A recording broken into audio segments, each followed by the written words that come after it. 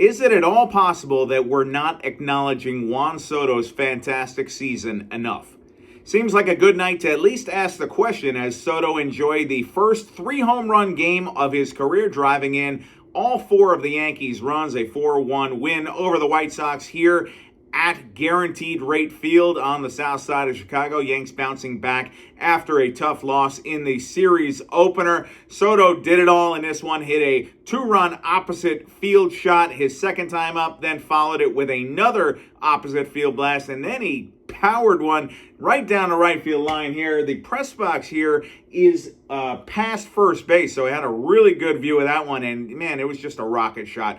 And there's not many where you say, oh my, whatever. But that was one of them, a very impressive shot there. And if we were saying that in the press box, you could definitely tell what was happening on the bench. Nestor Cortez says he was down the tunnel, and he knew they were home runs just based on the sound that the crowd was making, and especially what was coming from the dugout.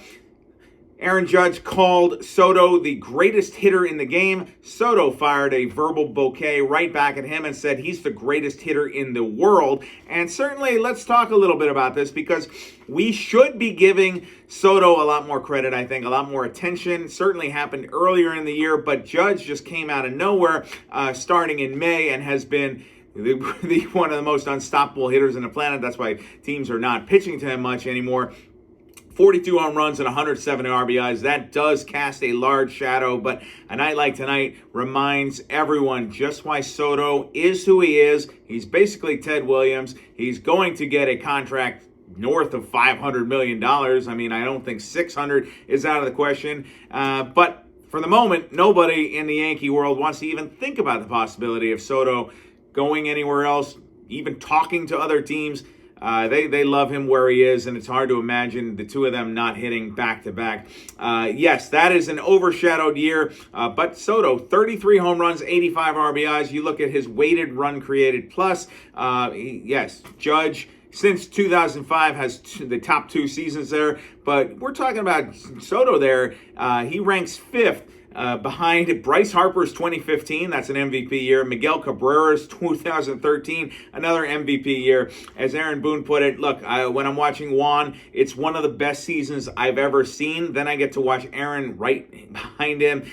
Try not to take it for granted. And I guess that's probably a good idea for all of us, to try not to take it for granted, because Judge is doing great things. Soto is doing great things.